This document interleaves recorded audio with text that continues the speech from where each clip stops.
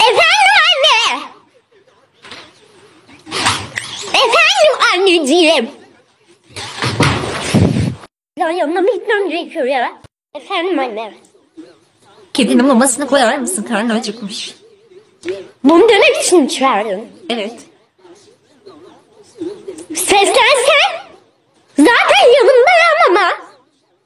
Seslenince biraz daha seviyorum çıkıyor.